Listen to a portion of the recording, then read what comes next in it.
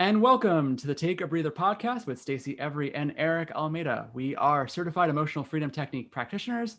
And on this podcast, we discuss how EFT can improve your mental and physical health by bringing real healing to the body and the mind.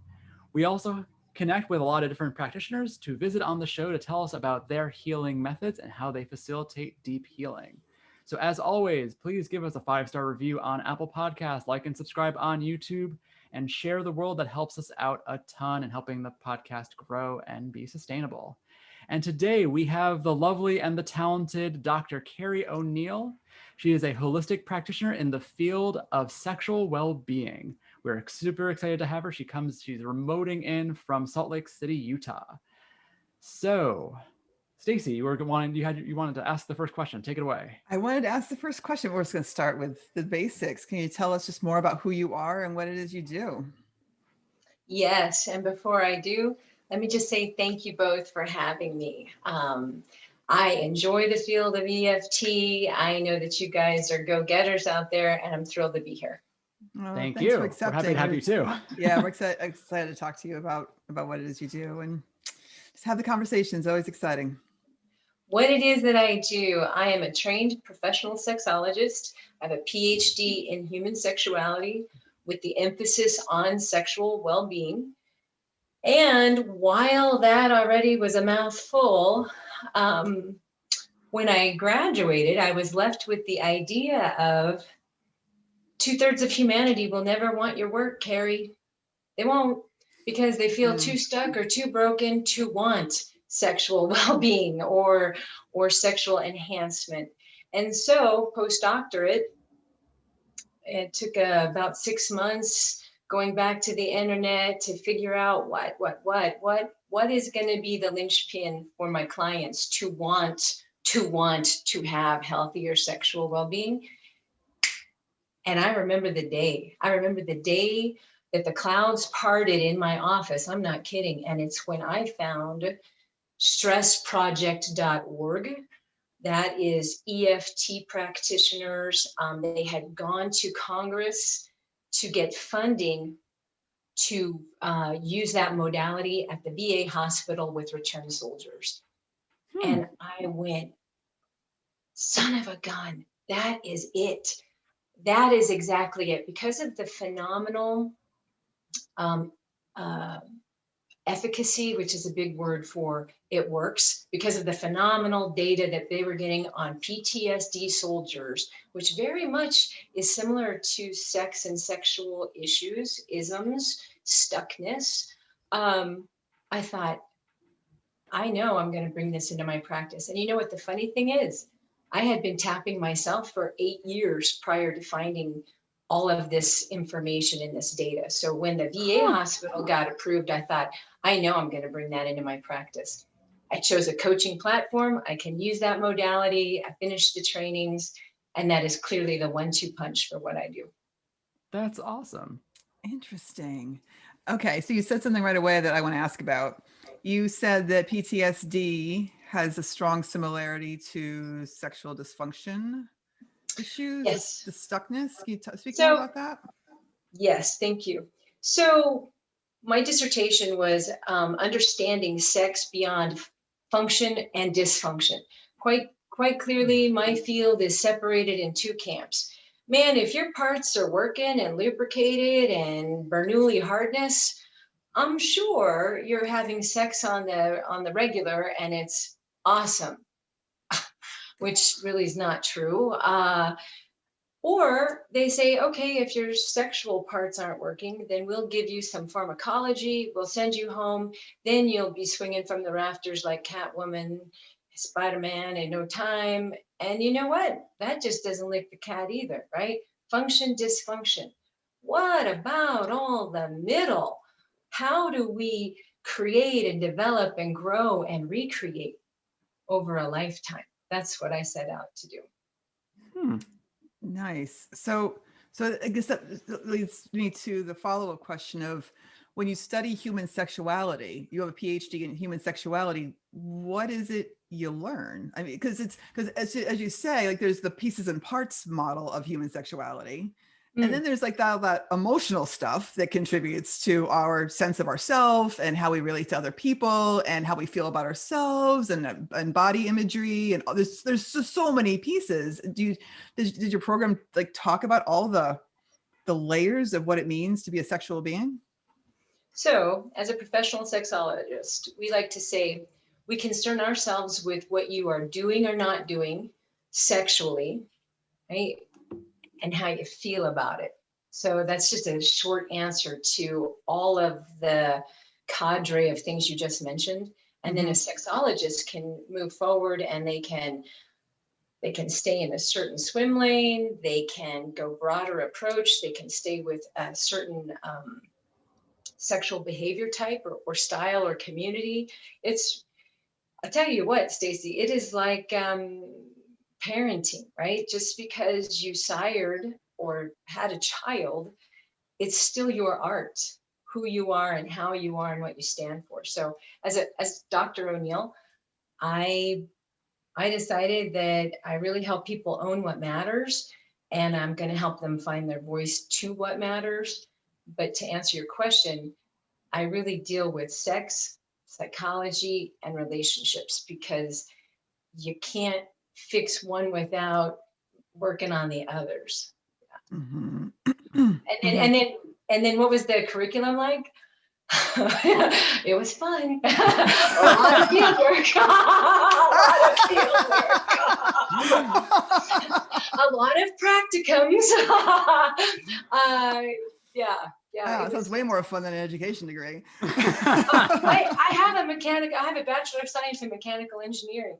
And I'll tell you now, it was by far and away the best education, the practicums, the field experience, because you learn theory, you learn how things work, but man, nobody, not from my institute, we don't want you to go out there and the last thing you go out there and then choke.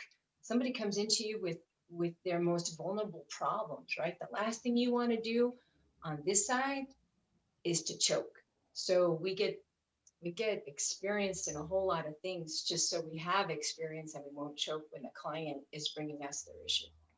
To avoid that, you say choke, you mean basically being shocked by something someone says and unable to respond, or I assume, yeah, it was there. I know for I know for some psychology degrees, there's a lot of therapy involved for the student, so they are as clear as possible for working with their clients. Is that a part of your processing too in your schooling, was sort of like finding your own points of discomfort? Like I'm actually not comfortable with polyamory. I'm actually not comfortable with this particular type of fetish. I can imagine that needing to have a lot of clarity of your own reactions and being the compassionate practitioner at all times, no matter what you hear.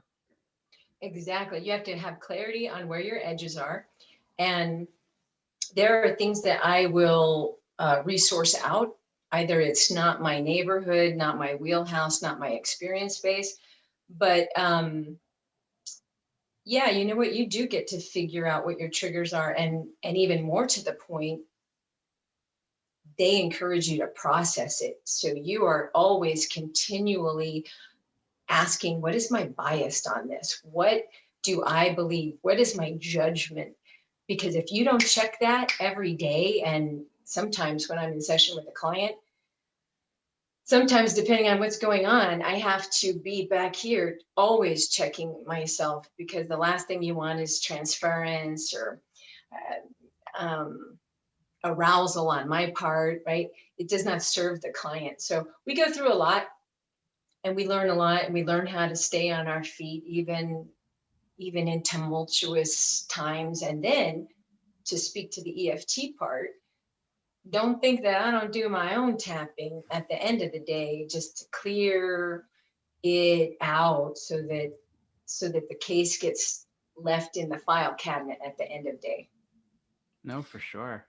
And I would assume being in a place of compassion is especially important with something so sensitive, and people already have so much self-judgment and expectations around their sexuality and their performance and their relationships that and that must be interesting. A huge piece of what you work with, I assume, is is people's self-judgments and People come, we can talk about how this fits, but my dissertation, I created a model so that people understood the elements for healthy sexual well-being. But I will tell you, Stacy, you are very right about that.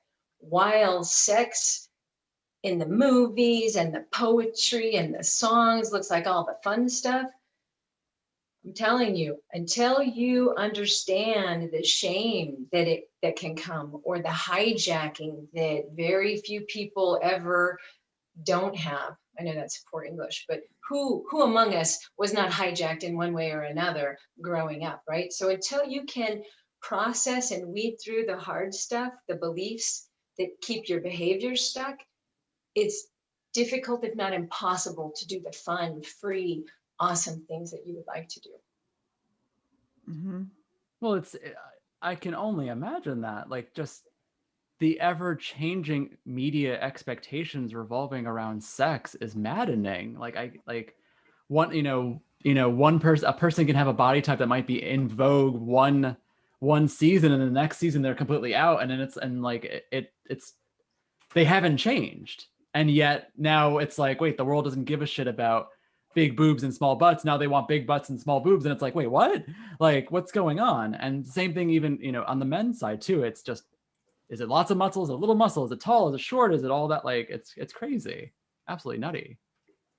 Body dysphoria is a piece of it, but it's the way we're socialized, either traumatized or socialized. I'll tell you, by far and away, are more the areas of distress for people. Like socialized, women shouldn't like sex too much. Women shouldn't have too many partners. If you've had partners, just don't talk about it, right? If you want sex, right? And even men, right? Real men should. That gets men into a lot. Well, real men know how to do this. Well, real men ought to be doing that, right? There's just a lot of trap doors in sexual expression and experience that can get in here, and you don't even know why you're stuck. It's a hidden belief, but socialization or trauma, being traumatized, those are two of the biggest buckets. How often would you say when working with clients that you end up not talking about sex at all? Because I can think of all the ways in which women, excuse me, like women, I'm talking because I'm a woman, and so I have more. I feel like I only want to speak to my experience, and the women that I know is that, the low self-esteem and low, so someone comes to you and says, I have low libido. I want to have more sex with my husband, but I just don't feel like it. How often would you go off talking about something completely unrelated to sex at all? Because it's about, how do you feel about yourself, and how do you see yourself in relation to others, and what's your role as a woman, and there's just I could see there being so many things to talk about that are so many things that tangentially affect a woman's sex drive. And then also true with a man, obviously. I just know more about, as I said, I'm going for the woman's perspective right now. Okay, since you gave me a heterosexual example, let's just finish that. Being heterosexual myself, and my slice of my perception here. Hey, that's okay. My caveat is this particular example is me as a heterosexual woman. Yes. You know what? That's okay. Let's just use that. You said you gave a great example about her, and then her interacting with the husband. I'm going to tell you one more. When you work in this example of heterosexual, when you work with the him and the her, you're really working with one more relationship in that dynamic, and that's the them. The her, the him, and the them. Every couple that comes in, there are 3 relationships, and quite frankly, there's even more than that, because there's who society told her she was, who her religion told her who she was or wasn't as a sexual being and a person and a human being. Same thing goes with him, and same thing goes with them. So the bedroom can get to be a very crowded place. And you want to know how to, I won't get graphic. That's not the nature of You're welcome to if you want to, but go for it. I might blush, but it's fine. Well, okay, the example that you gave, her, maybe she wants a better sex skill, how to give a better blowjob. You just asked me, how often do you not talk about sex? Well, I'm going to tell you right now, she might come to me for this example, how to give a better blowjob. My husband thinks I'm not into it. I don't want it. And the truth is I don't. Right? And the truth is I really don't want it. Dr. Oneal, can we come up with some sort of plan? You know what? Where getting tips and tricks for better blowjob. Okay, fine. But if you want to be a woman who's not afraid of an erect penis, you want to be a woman who owns her space as a sexual being in that exchange. If you want to be not afraid and fully present, well, Stacy, you're right about that. We're going to have to talk probably about a lot of things, but what it all boils down to is your safety as a human being. Because when you feel safe, you feel free, and it's like stepping over a threshold. We do it 100 times, well, maybe 50 times a day. We don't even think anything about it. So I help people sort through a lot of that stuff on the front end, and then we get to sexual skill sets. That's so fascinating. Feeling safe, that's so, I guess it's fundamental. That's one of those fundamental to everything things, right? And why EFT is so brilliant for this work, because it's about, so EFT is working on the trauma we feel that specifically is trauma around not feeling safe in a certain situation. Like it's just we have the anxiety survival for so many things. We have the survival anxiety response because our physical self doesn't feel safe. Like that's pretty, maybe it's, it's a simplistic and maybe reductionist, but still fundamental to so many people's situations is they don't feel safe. So sex, money, power, relation, you get to safety and you will begin to find your way out of that labyrinth. You will. Yeah. Hey, you want to have a picture? If you guys like that, I have a picture of what I just said. No, please go ahead. Sure. Yeah. Those of you who are listening, we'll do our best to do little explanations of, and then or go to YouTube and watch so you can see the little picture Cari's going to put up. Yeah, well, we gave it a lot in words. So for those of you that can see a picture, here's a picture. Can you see it? Yes. Okay, let's see if I can get. I hope this records on the. Yes, it should. Okay, great. So it's the 8 core elements vital to sexual well-being. Right. So this was my dissertation, and I'm not going to go off into a lot of detail, but what I just said, I could see it on your face, Stacy. You're like, what? First of all, exactly. No, exactly. People, I think we've all come to think it's one swim lane towards sexuality, one swim lane toward understanding it. And I'm going to tell you it's not. Again, my field is split in function, sexual function, and dysfunction. I wanted to know what keeps the human condition healthy over a lifetime, regardless of their experience. And believe me, we have a lot, right? We have kids, maybe we don't have kids, maybe we have infertility issues, maybe we have a different relationship style that culture hasn't caught up with accepting. I mean, my Lord, there's a bunch. So if I knew what the individual blocks were that make you healthy, man, with the way I work in the world, very pragmatic, I knew if I knew where the keys were, I could play it like a piano. Turns out nobody's done that. So that's why I have so many credentials, because one led to the next, and ultimately to this. And this is what I think is groundbreaking. There are 8 elements. As it turns out, after a lot of research, Maslow got it right.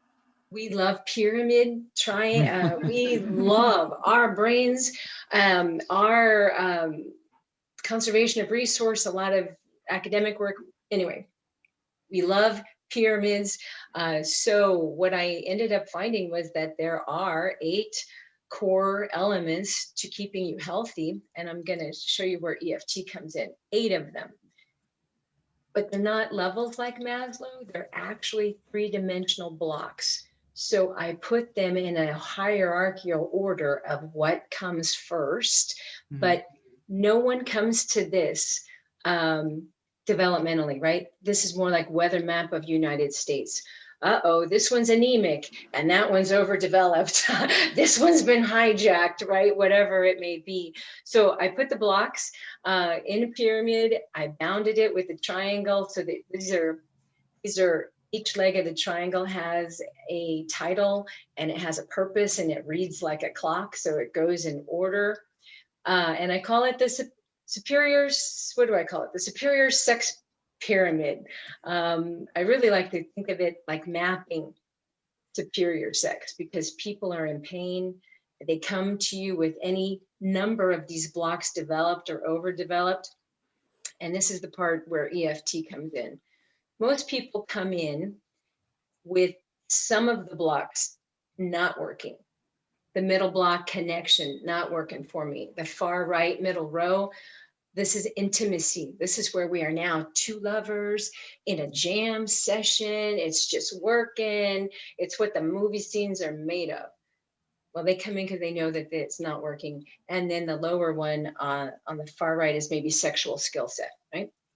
I'll tell you what I know, because this is my research, bar none, the lower left corner, you get this one in, you get this one cleaned up, corrected, processed, every single other element to sexual well-being becomes a matter of permission, education, and mastery. That's it. And this lower left-hand corner is what had me stumped for 6 months. How am I really going to help my people? Lower left-hand corner is called sexual self-concept. Off of that, I came up with another model that I use for my clients. I call it the Labyrinth of Pain. That circle is 100 years of psychology in one little picture. We don't need to know everything, but we need to know some real basic bases. And I'm telling you right here, EFT on sexual self-concept, Stacy, to your point, trauma, and I can't, and I was told not to, and women don't, and women shouldn't. And we get into sexual self-concept with EFT, the Labyrinth of Pain, early paradigms, trauma. We get into all of that. And the next thing you know, in your example, Stacy, she's found her voice. But I'll tell you, I work with a lot of powerful men. They find their voice. And when you find your voice, everything else falls into place. That's awesome. So to recap what you just said, that one of the key pivotal foundations of getting to that transcendent level when it comes to sexual expression is utilizing the emotional freedom technique as a way to dismantle the self-limiting beliefs or the trauma that a person experienced in their past, so that baggage isn't with them, that they don't carry the baggage with them into the bedroom. Exactly. Okay. And that they bring their voice, because when you get a lover who is as strong yet knows their strong yeses and their strong no's, can you not work with that all day long? You know, if you were clear about what items you had in the kitchen, let's make food, right? Right? Because now you know what you can work with. Yeah. No, that makes a ton of sense. But if a partner is able to really draw the lines firmly as to like, I'm very excited to go down into this route, like if you want to make a souffle, I'm all for it, but I want nothing to do with making a pot roast. And then when if the other partner is aware of like, hey, I'm happy to do all this, I'm willing to experiment here, but it's my jam, and it's like, we're not going over here. This is off limits. It doesn't, I've tried it, or I don't like it. The other partner's like, all right, like I've got this map of like, I know where I can go, and you're going to tell me where it's okay and what's not, and we're going to have fun playing back and forth. And then all of a sudden you walk out with this beautiful souffle. And you know what you just said in all of that? Why is it magical that way? Because do you know? You want me to quiz you? No. Don't leave us hanging. Come on. Don't leave us hanging. Because they feel safe. For goodness sake. Yeah. They feel safe. I mean, even something as basic, let's just say makeout session. One partner says, man, I'm good for everything. Dry humping, making out, lick me, suck me anywhere, but genitals and nudity off, or partial nudity. This is where the limit is. Man, I'll tell you now, you get somebody, two or more somebodies who understand where the limits are and aren't. Now they become safe and they feel like, okay, let's be lovers in a jam session. What can we do? Can I make love to her head with my fingertips, right? And just make her feel awesome, or whatever the limitations are. No, for sure. It's one of those things, and maybe I don't know where this is coming from, maybe it's a media thing, but it's one of those things where like there is so much in the sexual toolkit that isn't penetration of some kind that gets completely ignored. It gets thrown out with the foreplay that no one seems to do anymore. And it's so unfortunate because there's so much capacity for intimacy and for enjoyment. And you don't necessarily have to take your clothes off 100%. And for some people, they may be screaming out, that's a load of bull. But it's like, that is kind of part of that, for sure. And like you were saying, being able to, having that knowledge in advance, that clarity with the people involved of like, hey, like, you know, I'm like, either for whatever reason, it could be the relationship is still fresh. It could be the experience of one of the partners or whatever, where they set this limitation of like, hey, like, I'm happy to have fun over here, but we're not going to go past this line. But everything before this line is open season. Like, it creates that freedom for there to still be enjoyment and connection without one person being like, oh my God, I don't want to lead them on. I don't want to go too far. I don't want to regret what I did and things like that. And then they can enjoy it and like turn that part of that self-judgment off and just be in the moment. And they can turn off the fight or flight response, leaving more bandwidth and capacity for pleasure and joy and playfulness and lightheartedness because they are safe. Yeah. Absolutely. Because it's so like bringing this from like a guy's perspective, something that as a gay man that I've had to explain on occasion to women when it comes to how like an erection works. It's like we can't control that like we can control a hand.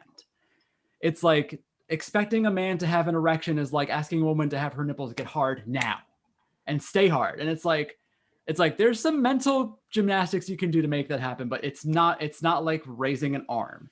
And a lot of women don't understand that. And then like when their guy that they're with is not as hard or go soft or whatever, they think something is wrong with them. And it's like, whoa, like there could be 1,000 reasons going on there. And it's like, is he too intoxicated? Because he'll lose an erection that way. Is he under too much pressure? Is he tired? Like, or is there, you know, what's going on in his mind? And so a lot of that is that like,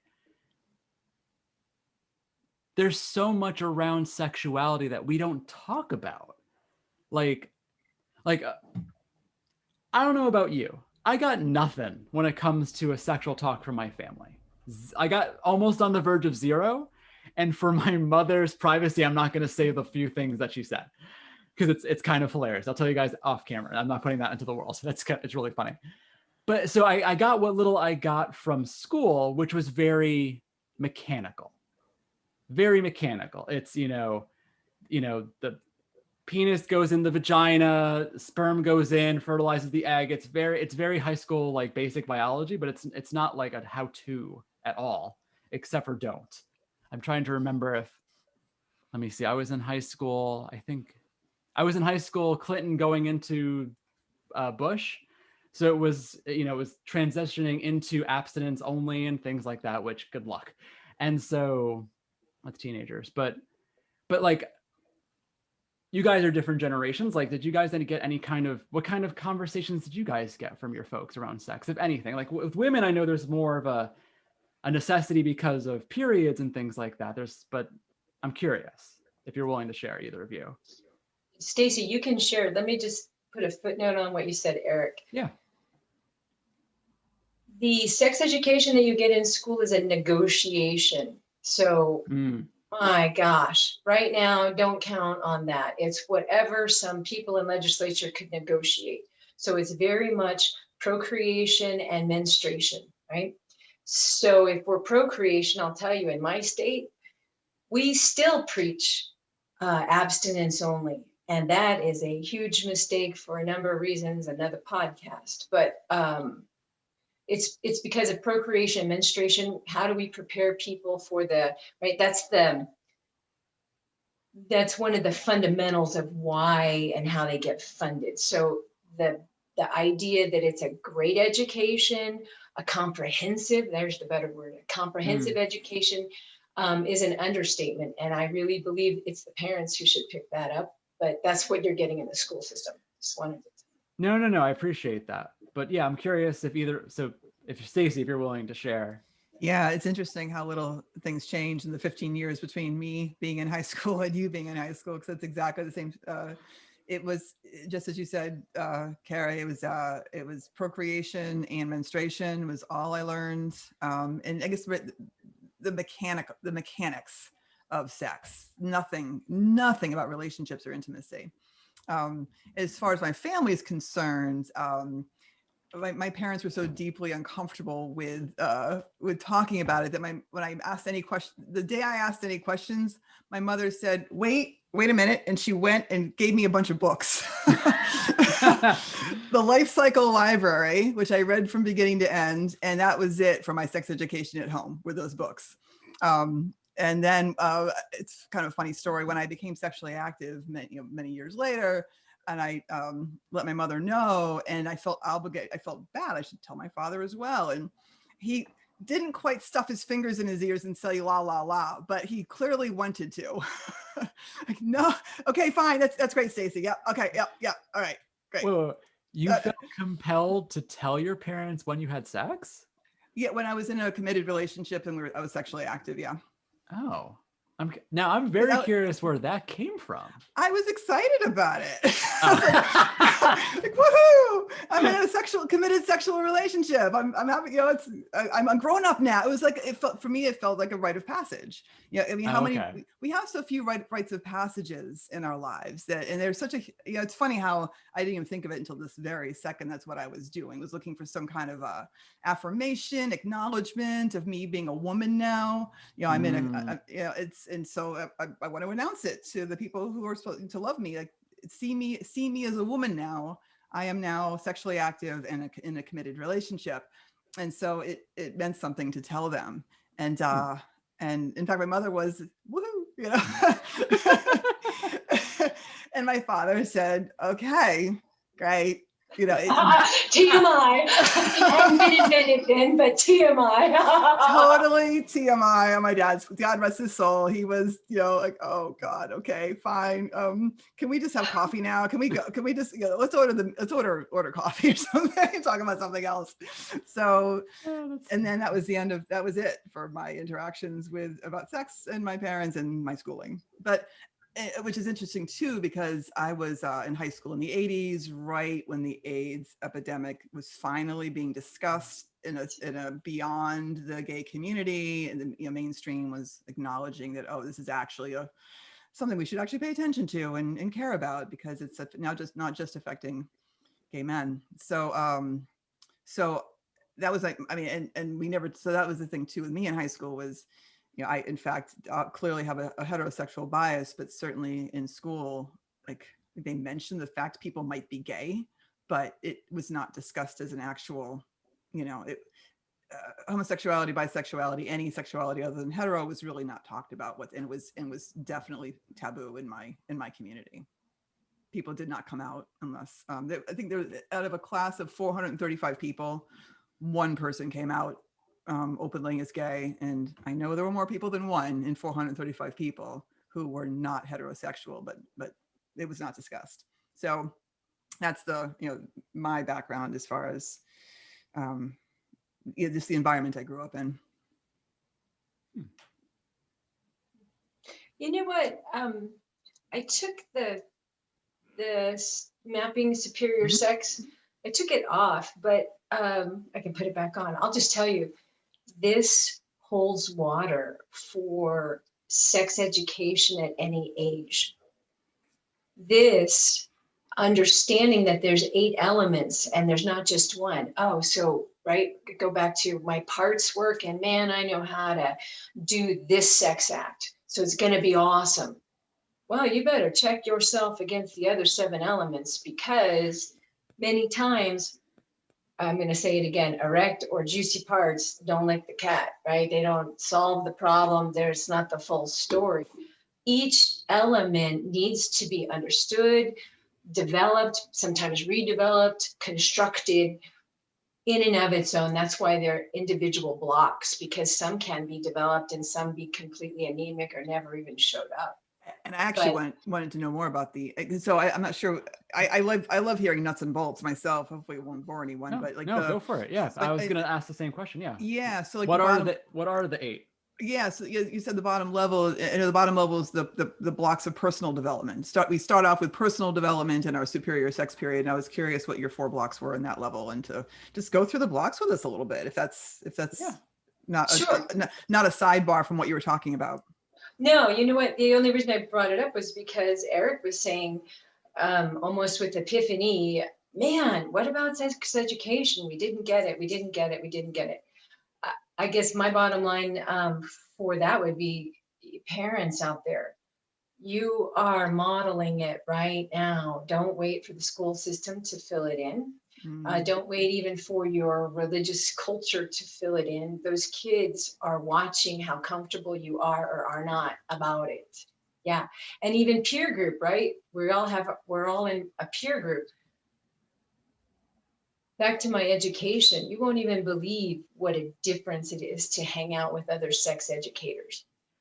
You think you're on your game until you get somebody who's even more articulate. You go, oh, right? It just ups your game. So we're all in a peer group. Anyway, the more comfortable we get about talking about sex, the better off we'll be moving forward as a human society. Okay, enough about that. Superior sex model. Pyramid. This thing reads from left to right and from bottom up. It is like a weather map. Any block at any time in your life can be at a certain level of health, but it's designed this way because of the data. If you get the blocks to the left side of the pyramid filled in or healthy, the blocks to the right side will work 1,000 times better for you. So if your blocks on the right side aren't working, let's take a look at what's going on the left, and it goes from bottom to up. When I say bottom to up, bottom level is personal development. These are really about you, about you, about you. Yes, you're interacting with other people, but to the degree that you can get mastery on these bottom level blocks, the easier you will have on the second level, which is relational development. And then the top level is transcendence. We'll get to what transcendence is about. So lower left corner, sexual self-concept. This is what you believe is true and possible for you. Some of the things you know and a whole lot more you don't know. This is the safety deposit box of traumas and stories never told. So you get in and you get that one rooted out, and now everything else becomes available. But moving to the left of that, mindfulness. Ever hear, must be present to win? Sex is very much a physical expression. Well, to make these beautiful Maseratis that we live in even more juicy and alive, our minds have to be the same place as our body. Our head have to be where our feet are. And the more mindfulness you get, and I'll tell you now, I work with a lot of rape trauma. It's a rare person who hasn't had something happen. Well, your neural system gets jacked up and it's always on crank. Mindfulness will really help you settle that down so that you can smell, feel, have those intrinsic feelings about your lover, which actually is the next block to the right. That's called 9-factor exchange. That's not a sexy title, but we actually have 9 ways of communicating, not just with our words. 9 ways. 9 ways to communicate, 9 ways to read. And man, I tell you now, that gets missed a ton. Sometimes people say, I can't get my partner to talk. And sometimes people have an issue with that. For whatever reason they're not using words. Well, I think it's awesome when sex gets to be so cranked up and active that you don't talk in a complete sentence. Maybe a word, maybe a grunt, right? Because your mind is like, okay, I can't even think. I'm just, right? So maybe your words go away, but what else are you communicating to your partner, and how well is he or she reading that, right? So there's 9 ways, 9-factor exchange. You know, you can go to my website, and I'm going to print a summary of this. I think I have a blog post out already on it, but anyhow, more detail if you would like it. I'll make sure that Eric and Stacy have the link on that. Okay, furthest to the right, that's the toolbox, man. It's a long academic acronym, but this is where your sexual skill sets reside. How well do you know how to give cunnilingus or a blowjob? How well do you know how to receive it? What do you know about your arousal cycles? What do you know about your hormones and your health and a good makeout kiss and touch? This is such an interesting dynamic. The cube right above it is intimacy. That's where 2 people now, we're not learning, we're 2 lovers in a jam session and we're connecting naturally and fluidly. When people come in and they see that it's actually 2 different elements, sexual skill set, lover's lab, pull your hair back and put your thinking cap on while you're working with the mechanics of another person's body. Yeah, you know what? Yeah, permission to not have it like seen in the movie, but maybe a little bit of drilling time, no pun intended, but working it out. How does part tab A go into slot B? It's really important. And when you separate those 2, I've seen it in people's faces. They're like, you can do that? Yeah, you can. And you should.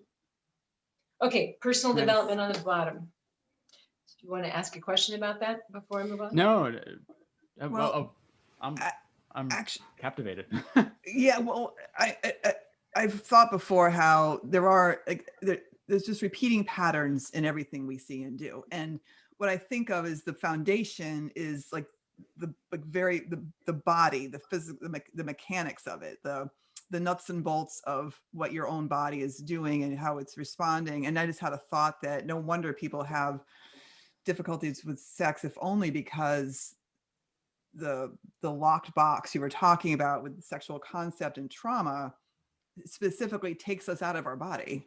Like when we have trauma, we are disconnected from our body. We disassociate. We are unable to sense our own bodies very well. So we often don't even know what we want or what we're feeling, and we don't listen to the little voices in our heads because don't trust it, because we aren't in the habit of trusting our little voices. I'm thinking of the people who don't want to say no because their partner asks for something, because even though the voice is saying no, they don't feel empowered to respond to what their body's responses aren't even sure if they're reading their own body responses properly. I can just see there's so many things just in this bottom level about the fundamentals of why people have trouble in the bedroom. Well, I love that, Stacy. If I could just build on that. Say you're off to the far right and you're working on a skill set, and here your receiver, because you're the giver, the receiver is not responding the way you think they should. Right? And then you're trying harder. And now you don't have the confidence or the self-concept to even make a mistake or to say, okay, not really seeing any kind of pleasure or interest on your face. Can you give me some direction? Right? That takes, just that question takes a lot of self-confidence to hold the space for that. And now you can work it backwards, right? Sexual skill set. Now we go to the left, not reading the partner. I just gave it to you. Further left, well, because maybe either them or not, or you aren't in your body. And I'll just tell you back to the blowjob example. If you are wondering if he's thinking you're fat, which is a common thing, the let's just say heterosexual again, the woman's giving a blowjob and she's thinking, oh, he thinks I'm fat. Is she thinking at all about making love to this beautiful member she has in her mouth? No.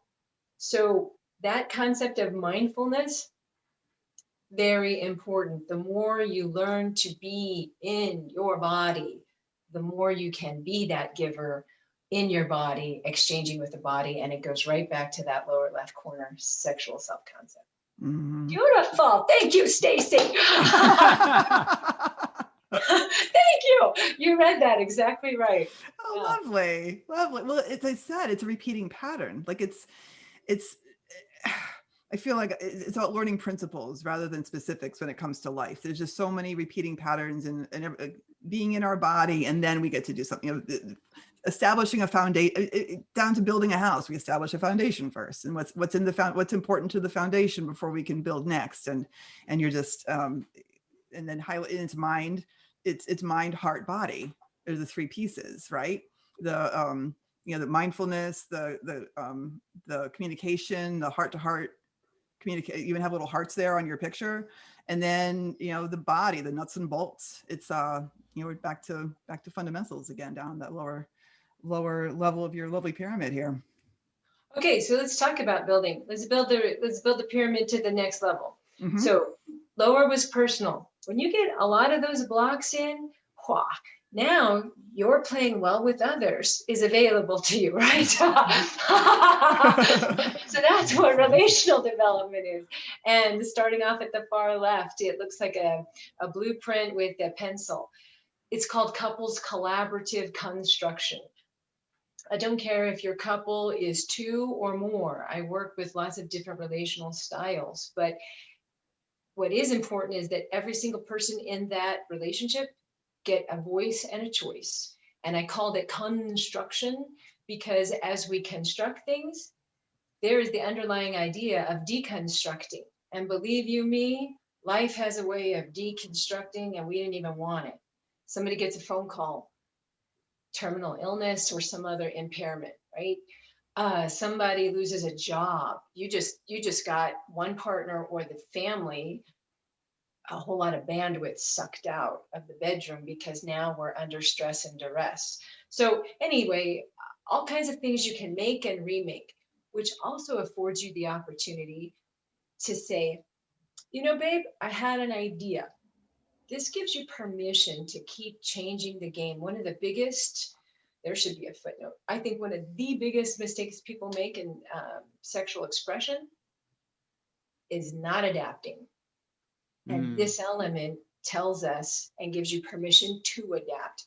We change our cars, our education, our economic level, our workplace, our location of living, and we don't even bat an eye. Well, we've got this issue. Well, we've got that interest. But yet, so many times, monogamous, heterosexual, well, since we're calling out relationship styles, but everybody can, but I see it most with them. They get married young with a certain sexual window of who they are, how they are, and man, that doesn't budge. That doesn't budge. And that's a problem. That's a problem. Okay, so moving left. This is all about connection. It's in the center of the model for a really good reason, because without it, there's nothing connecting on a lot of different levels beyond physical. But I'll tell you, it's more of the disconnection that brings people in. They know they're disconnected and they want to connect. And then the far right on the second level is intimacy. I've said it several times. This is where two people come together. You bring your set of tools, I'll bring mine, and we are two lovers in a jam session. Yeah. Any questions about that before I move to the coup d'etat? Yeah, bring us home. Yeah. No, yeah. Bring us Okay, to the top. beautiful. And the very last element at the top of the pyramid, it's both the element and the level, is called a transcendence. I I was counseled to give 2 different names, but when looking up the definition of transcendence, transcendence is anybody's definition and everybody's opportunity. Here's what I mean by that. Looking at the overall elemental pyramid of sexual well-being, you might think I'm talking about orgasm and intercourse. To your point, Eric, I might be, but I am not always talking about that. I will never forget the woman who came to me post-mastectomy. She couldn't be naked in front of her partner, would not let her partner see her. Right? And they were headed for divorce after a 25-year marriage. And kids and assets, everything on the table. But she, lower left-hand corner, EFT, lots of trauma on all the feelings she had about while she survived, her body was not anything like she preferred. Man, I don't need to tell you, after a lot of work with her, you don't even know how the ground shook and the shot heard around the world when she was willing. Now I'm going to have to tap. I mean, she was willing to show up naked in candlelight and let her lover see her for the first time. It changed everything for them.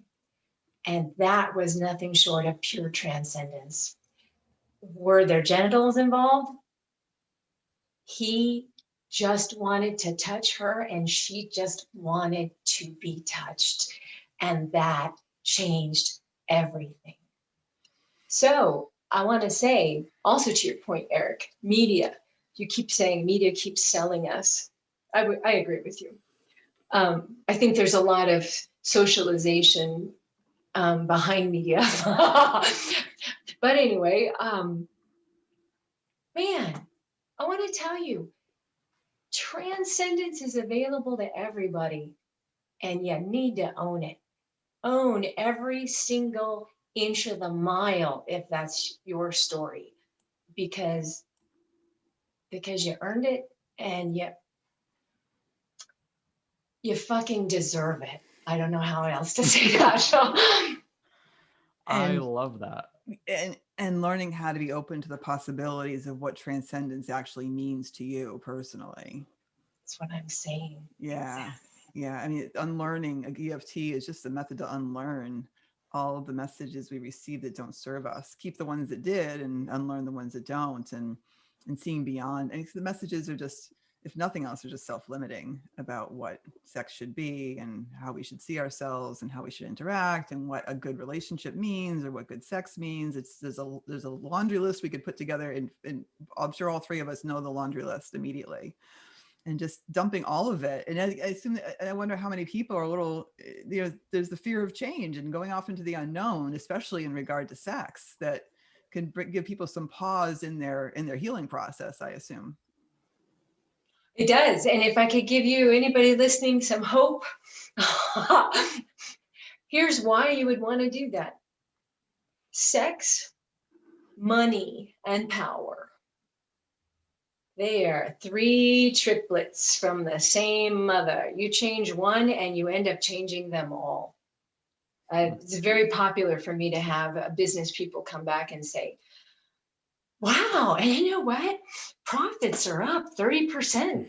Wow, and you wouldn't believe. And right. Yeah, it's what the Viagra commercials are made of.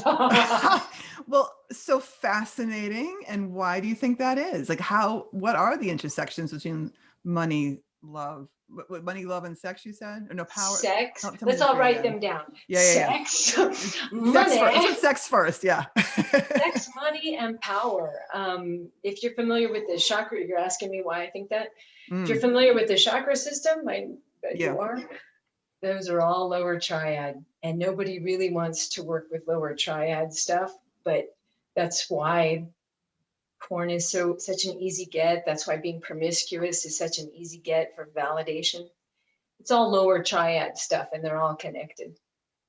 For those aren't familiar with chakra system, it's the idea that the human body has 7 major energy systems, starting with the root chakra usually pictured at the bottom of the pubic bone, all the way up to the top of the head, with each each chakra system aligning with a certain set of certain qualities of each system, and the root being about our place in the world and safety and authenticity and having agency and just it's just our very the root of the human body in this world is the root chakra, and that's where you're saying is where the sex and power and money all sits, is in that power center. Because it's our identity. All of that root chakra, thank you, you did such a great job describing it. That's your identity, who you are, how you stand in the world, your power, what you create. And because money is such a big Western-minded, right? Everybody in the United States, Western-minded currency, that's why I put them all together. I've seen it. That was, oh, go ahead. No, you go ahead. No, I was just going to say, this has been massively fascinating. And I think we could keep talking for hours, but I do want to honor your time, Cari. So, Stacy, if you had a last question or comment, go ahead. But I don't want to hold up Cari too long. No, me either. Actually, just a comment about is the final word about the mind-body. I mean, we talk about the mind-body connection, but it's the mind-body. Like, it's all one thing. It's not like there's two parts connecting together in some, just some slightly oblique way. There's the mind and then there's the body. And so as a body worker, I find it fascinating when we talk about this, because I can't tell you how many Americans have problems in their hips with extreme tension, low back pain, groin pain, psoas, like issues with the hip flexors. Like, a lot of people have a lot of trouble with that. And how many of them, in fact, are struggling with, issues of identity, with the sexual concepts like you're talking about, safety, and it's reflected in the musculature of their hips. That is interesting. Yeah. Interesting. Yeah. I didn't know that. Wow. Yep. Oh God, now the next time someone complains about their hips, we have an interesting thought to go into our minds. Well, the emotional reflects the physical, which reflects the mental. They all completely interact with each other. There is no separation. And so, but it also means is that when we're having the joy of that, in my mind, is that when we have it, we always have options for healing from several different directions, right? So we're having issues with our sexual concepts. So we talk to Dr. Cari about it, and we go to a massage therapist and help physically loosen the area, because that will help with their mental and emotional processing around their sexual concept. And then vice versa, as I said on another podcast, I had a lot of, I had a lot of issues with disassociation and safety in the world. And when I was growing up, my feet were super tight. Like, I always had very ticklish feet that cramped very easily. And as I did my work and became, felt more safe, and my feet are now not ticklish anymore. So, and that's just I see that over and over again, with the physical reflects the emotional, reflects the mental, reflects the spiritual. And so we can, there's so many different avenues we can explore when we're looking for walking our healing path. Awesome. So, Cari, go ahead. You know what I just heard you say? I just heard you say, hey, find the door that you can enter, and just enter. Yes. And the rest will come. Find the door. If it's physical, do it. If it's psychological, do it. If it's, yeah, right on. Yep. Awesome. Yep. So how can people get in touch with you, Cari, if they are looking to get your sexual wellness services? I'm at www.Cari Oneal. I'm also on Instagram as Dr. Cari Oneal. I have it right here. I'm on Instagram as at Dr. Cari Oneal. I have a website, drcarioneal.com. I'm on Facebook, Dr. Cari Oneal, and YouTube, Dr. Cari Oneal. Awesome. And we're going to put all of the links to Cari's website and her social medias in the show notes, so that you can connect with her if you just want to follow her and see what she's up to, and also if you're ever in need of her services. Yeah. I'm sorry, Eric. And Oneal, Cari is Cari, Oneal, Oneal, no apostrophe. Beautiful. Yeah. Any last comments before we let you go, Cari? Oh, I've loved it. I see you two as rising stars. I've enjoyed your company. I've enjoyed your workshops. Thrilled to be here with you guys today. Thanks for letting me get my work out. Thank you. Absolutely. It was a pleasure. It was massively really fascinating. It really was. Thank you so much for sharing this. I learned so much. It was just really information I want everyone to hear, honestly. Oh, thank you. EFT is the magic elixir for me. So thank you for your work in the world. Absolutely. Wonderful. And thanks again, listeners and viewers, for taking in this particular episode. And we look forward to talking with all of you again next time.